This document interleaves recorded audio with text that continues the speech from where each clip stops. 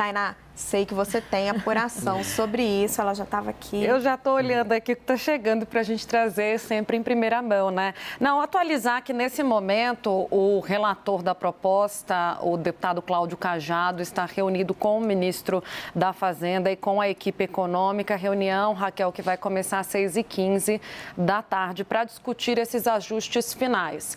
E a percepção que eu tenho, conversando ao longo do dia com lideranças políticas, depois checando com gente da Fazenda, é que esse texto ele tem muita pouca margem para ser mexido. Não há uma disposição do relator Cláudio Cajado para fazer isso, porque na análise dele, eles conseguiram um consenso muito grande com as lideranças políticas. Então, mexer no texto, adicionar emendas que vão alterá-lo substancialmente, pode atrasar o debate, né? Levar novamente ao governo e aí, assim, o cronograma ficar comprometido. Então, um ajuste ou outro pode ser feito, mas, inclusive, em relação ao Fundeb, que é algo que a bancada mais à esquerda defende... É o Fundo de Desenvolvimento da Educação. Eles já apresentaram até um parecer técnico contrariando e explicando, né, o porquê isso já está ajustado no texto. Então,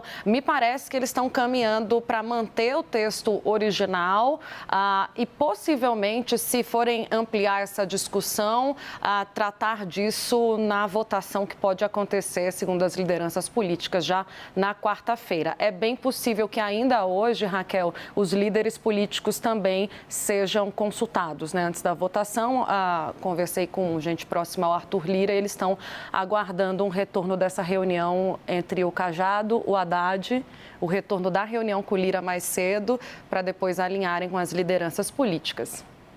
Diego, o Cláudio Cajado tinha pedido aos líderes que não apresentassem emendas. Não deu muito certo, né?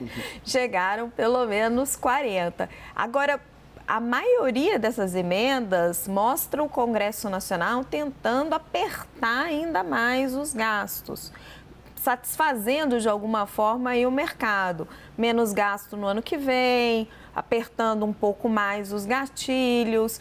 Você acredita nesse Congresso menos gastador ou será que vai ter alguma surpresinha? Raquel, a análise que eu faço é de que o arcabouço fiscal vai passar e vai passar rápido, não sei se nessa semana, porque há de fato um compromisso ainda maior do Congresso com a reforma tributária. Vale lembrar quem nos assiste que o presidente da Câmara, Arthur Lira, na última sexta-feira, em reunião com governadores do Sul e do Sudeste, voltou a prometer a aprovação da reforma tributária, pelo menos na Câmara, ainda neste primeiro semestre. E a gente sabe que para aprovar a reforma tributária, eles precisam preparar o terreno com a aprovação do arcabouço fiscal. A análise que eu faço, Raquel, é de que este Congresso, talvez até como um reforço de marca, para usar um termo publicitário, quer se colocar, sim, como um Congresso reformista, independente, no meu entender, até para reforçar o discurso e aquele projeto já conhecido, que tanto se fala em Brasília, sobretudo nos últimos anos, aí, do semipresidencialismo que já existe na prática aqui em Brasília. Um dos pontos, para além de toda a discussão econômica em torno do arcabouço fiscal, mas o que eu gostaria de trazer para o espectador da CNN, é de que nos últimos dias, a apuração que eu tenho é que havia também uma movimentação de lideranças, inclusive do próprio PP, partido de Arthur Lira, e do relator Cláudio Cajado, no sentido de criar atalhos ali um pouco mais claros no projeto do arcabouço fiscal para eventual processo de impeachment em caso de descumprimento dessas novas regras fiscais. Mas o que eu ouvi de uma liderança é de que o Cláudio Cajado não estava tendendo a aceitar essas pegadinhas ali no projeto, mas trago esse bastidor também para além de toda a discussão econômica, Raquel. Gente, Natália me avisa que Cláudio Cajado está falando ao vivo. Vamos ouvir. Na residência oficial com o presidente Arthur e os líderes, para decidir a data. Deputado, são 40 emendas, tem alguma... 40 emendas, mas tem muitas que já estão sendo retiradas. Em relação ao Fundeb, Nós vamos discutir. Mas... vamos discutir aqui com o Fundeb? Não, vamos discutir com os líderes também, com todos, e ver a opinião, o que é que nós tiramos de alteração do texto. A princípio, eu gostaria de manter. Deputado. Deixa eu conversar para o ministro não ficar esperando. Licença, deixa eu ir lá. Aqui. Voltando aqui para mim, Caio, ele falou 40 emendas, algumas já estão sendo retiradas, falou do Fundeb, a princípio quer manter e deixa ocorrer que o ministro tá me esperando. Continua aí nessa estratégia de mexer o menos possível no texto, vai conseguir? Acho que consegue, Raquel.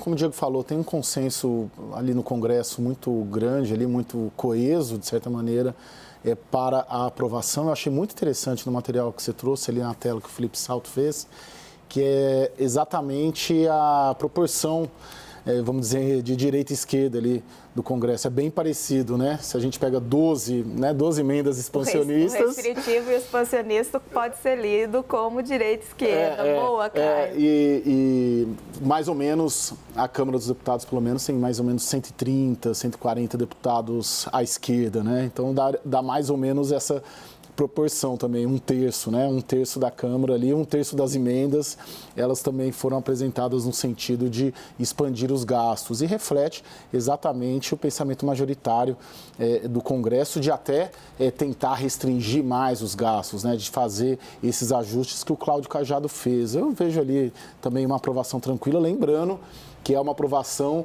que o mérito principal é do presidente da Câmara, Arthur Lira. Não se trata ali... Essa votação, a gente não consegue medir tamanho de base. A gente vai conseguir medir o tamanho da base aliada nas votações das medidas provisórias, muito mais do que nesse projeto. Caio, mas só me permite, mas é interessante porque o governo vai vender dessa forma, Sim, né? já está vendendo, né? Quando eu conversava com o Alexandre Padilha na sexta-feira, eu fiz a pergunta para ele e pontuei. Não vamos falar de marco fiscal. Marco fiscal não conta. Ele, lógico. não, mas o União Brasil, veja só, entregou na urgência os votos necessários. Então, eles vão embalar dessa forma, né? Entregou 0 votos, né, ministro? Joel, vai ser uma vitória do governo ou não? O governo não tem essa base nem de União Brasil, que tem ministérios no governo, inclusive, mas essa base para contar com um voto, seja lá para o que for, sabe? Isso aí vai ser projeto a projeto, e esse projeto é um projeto que tem consonância real dos interesses e do discurso de grande parte do Congresso brasileiro.